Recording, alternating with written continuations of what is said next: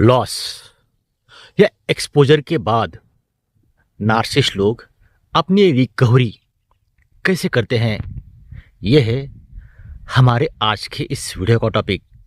तो चलिए फिर देखते हैं आज का ये वीडियो। लाइफ में जब भी एक नार्सिसिस्ट किसी लॉस का सामना करता है या उनका सच सामने आ जाता है यानी एक्सपोज हो जाता है, तब ये खुद को कैसे रिकवर करते हैं। क्या उस वक्त वे टूट जाते हैं या वे बदल जाते हैं या वो फिर गिल्ट महसूस करते हैं या फिर और भी खतरनाक बन जाते हैं। तो आज के इस वीडियो में नार्सिसिस्ट की रिकवरी प्रोसेस को हम बिल्कुल अंदर से समझेंगे, इसलिए वीडियो को अंत तक ज़रूर देखिए, क्योंकि आखिर में मैं बताऊंगा कि नार्सिसिस्ट की इस रिकवरी साइकिल में आप कहां फंस सकते हैं और इससे कैसे बचा जा सकता है। तो चलिए शुरू करते हैं आज का ये वीडियो। इसके लिए सबसे पहले हम ये जानते हैं कि नार्सिसिस्ट का लॉस या एक्सपोजर उनके लिए सबसे बड़ा झटका कैसे होता है। तो नार्सिसिस्ट की पूरी पर्सनैलिटी 3 चीज़ों पर टिकी होती है, जिसमें पहला है कंट्रोल, दूसरा है सप्लाई यानी अटेंशन और एडमिरेशन, और तीसरा है इमेज, अपनी पॉलिश की हुई छवि।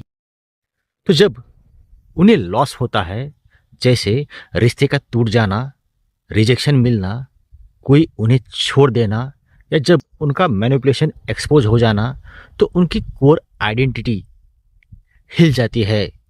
आप किसी नॉर्मल इंसान को क्रिटिसाइज करो, वो हर्ट होगा, लेकिन उसे रियलिटी समझ में आ जाती है। लेकिन नार्सिसिस्ट उन्हें रियलिटी से एलर्जी होती है। एक्सपोजर उनके लिए सिर्फ इंसल्ट नहीं होता, बल्कि एक आइडेंटिटी कोलैप्स होता है। इसलिए लॉस के बाद नार्सिसिस्ट इन 4 फेज से गुजरते हैं, जिसमें पहला है अचानक सदमा। मैं इतना परफेक्ट हूँ, फिर भी ये मेरे साथ कैसे हो सकता है। दूसरा है पैनिक मोड, उन्हें लगता है उनका कंट्रोल चला गया, जिसके वजह से उनकी पावर अब जा रही है, उनकी इमेज अब गिर रही है, ऐसा। तीसरी है तेजी से किसी को ब्लेम करना, वे तुरंत किसी पर रिस्पॉन्सिबिलिटी डालते हैं, जैसे तुम्हारी वजह से ये सब कुछ हुआ है, लोग या वो इंसान झूठ बोल रहे हैं, ऐसे। चौथा है इंस्टेंट रिप्लेसमेंट की कोशिश, वे खुद की रियलिटी को कभी फेस नहीं कर पाते, वे बस अपनी कमी छुपाने की कोशिश करते हैं। इस स्टेज में उन्हें खुद पर जीरो अकाउंटेबिलिटी होती है। अब देखते हैं नार्सिसिस्ट का इमेज रिपेयर मोड। तो लॉस या एक्सपोजर के बाद नार्सिसिस्ट की पहली प्रायोरिटी होती है अपनी रेपुटेशन को बचाना। इसलिए वे झूठी स्टोरीज बनाकर लोगों को सुनाने लगते हैं, खुद को विक्टिम दिखाने लगते हैं और आपको विलन दिखाने लगते हैं, लोगों को मैनिपुलेट करके सिंपैथी मांगने लगते हैं, अपने चार्म से दूसरों को कन्विंस करने लगते हैं, एक्सेट्रा एक्सेट्रा। अब ये सब इसलिए करेंगे ताकि उनकी फॉल्स सेल्फ टूटे नहीं। अब आता है वो फेज जो बाहर से कोई नहीं देखता, जिसमें नार्सिसिस्ट अंदर से पूरी तरह टूट जाता है, जैसे आइडेंटिटी क्राइसिस। मैं कौन हूँ? अगर लोग मुझे एडमायर न करेंगे तो मेरा कैसा होगा? एक्सट्रीम एम्प्टीनेस, उनके भीतर एक वैक्यूम है जो एडमिरेशन से भरता है, सेम लेकिन हिडन। उन्हें शर्म आती है, लेकिन वे उसे किसी पर थोप देता है। सेल्फ हेटेड, हल्की सी सेल्फ हेटेड, फिर उसी हेटेड को दूसरों पर फेंकना। यही वो समय है जब नार्सिसिस्ट सच में वनरेबल होता है, लेकिन ये वनरेबिलिटी सिर्फ कुछ घंटों या कुछ दिनों तक ही होती है। अब नार्सिसिस्ट रिकवरी का असली मैकेनिज्म शुरू होता है। इसमें वो बहुत सारे काम करते हैं, जिसमें पहला है नया सप्लाई ढूंढना, नई दोस्ती, नई डेटिंग, पुराने एक्स को कांटेक्ट करना, फैमिली में किसी को इमोशनल टारगेट बनाना, कोई भी ऐसा इंसान जो उन्हें फिर से वो एडमिरेशन दे सके। दूसरा है ओल्ड सप्लाई को होवर करना। वे वापस उसी इंसान को कॉल करेंगे जिसे उन्होंने हर्ट किया था और आप कहेंगे कि मैं बदल गया हूँ, अब मैं तुम्हारे बिना अकेला नहीं रह सकता, तुम ही मेरे लिए बेहद खास इंसान हो। लेकिन याद रखना, ये लव नहीं है, ये उनका सर्वाइवल मैकेनिज्म होता है। Next is rewriting the story. ये नार्सिसिस्ट का सबसे मैनिपुलेटिव स्टेज है। वे अपने दिमाग में एक नई स्टोरी लिखते हैं, जैसे मैं बेस्ट था, वो लोग टॉक्सिक थे, मैंने कुछ भी गलत नहीं किया है, मैं विक्टिम हूँ। इस रीराइटिंग से उन्हें गिल्ट महसूस करना नहीं पड़ता। वे खुद को कन्विंस कर लेते हैं कि एक्सपोजर भी उनकी गलती नहीं है, बल्कि आपकी गलती है।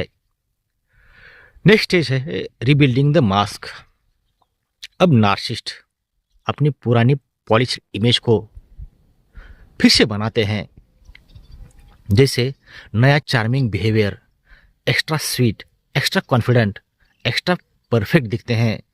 नए गोल्स, सोशल मीडिया पर नए पोस्ट डालेंगे, जैसे life is beautiful, new beginnings, self love, spiritual growth, etcetera etcetera. लोगों को शो ऑफ करना कि मैं अब बिल्कुल ठीक हूँ। इससे वो लोगों को ये विश्वास दिलाना चाहते हैं कि उन्हें कोई नुकसान नहीं हुआ है, लेकिन अंदर से इन चीज़ों का मतलब होता है मास्क वापस से बन रहा है। नेक्स्ट स्टेप है रिटर्न टू मैनिपुलेशन मोड। अब नार्सिसिस्ट पूरी तरह रिकवर हो जाता है। उनके रिकवरी का मतलब होता है अधिक मैनिपुलेटिव, अधिक डिफेंसिव, अधिक कंट्रोलिंग और इमोशनल आर्मर और मजबूत। लॉस या एक्सपोजर के बाद नार्सिसिस्ट रेयर ही बदलते हैं। थोड़े टाइम के लिए वो हमें हम्बल दिखते हैं, लेकिन फिर से वो वही साइकिल रिपीट करते हैं। अब देखते हैं आप नार्सिसिस्ट की इस रिकवरी साइकिल में कैसे फंस सकते हैं। तो जब आप देखते हैं कि अब नार्सिसिस्ट रिग्रेटफुल दिख रहा है, स्वीट हो रहा है, इमोशनल होकर वापस आ रहा है, स्पिरिचुअल फ्रेज यूज कर रहा है, सेल्फ इम्प्रूवमेंट की बातें कर रहा है, तो आपको लगता है कि शायद अब ये बदल गया है। लेकिन असल में ये उनकी रिकवरी का हिस्सा होता है। ये आपको इमोशनली कंफ्यूज करने के लिए होता है, ताकि वे फिर से आपको कंट्रोल कर सके। तो अंत में लॉस या एक्सपोजर नार्सिसिस्ट को टेम्पररी हिला देता है, लेकिन परमानेंट बदल नहीं सकता। वे रिकवर करते हैं नई सप्लाई से, सेल्फ मेड स्टोरीज से, मैनिपुलेशन से, इमेज रीबिल्डिंग से, लेकिन उनकी रिकवरी कभी इमोशनली होती, हमेशा स्ट्रैटेजिकल होती है। अगर आप इस साइकिल को समझ गए तो आप नार्सिसिस्ट से हर तरह का इमोशनल ट्रैप अवॉइड कर पाएंगे। तो आज का वीडियो यहीं पर ख़त्म हो जाता है। अगर आप किसी नार्सिसिस्टिक रिलेशनशिप में फंसे हैं और वहाँ से बाहर निकलना चाहते हैं, तो बाहर निकलने में मैं आपकी 100% हेल्प करूँगा, जिसके लिए डिस्क्रिप्शन बॉक्स में मैंने अपना पर्सनल व्हाट्सएप नंबर दिया है, उस पर आप लोग मुझे कांटेक्ट कर सकते हैं। वीडियो देखने के लिए और अपना कीमती समय देने के लिए आप सभी लोगों का दिल से धन्यवाद। Thank you.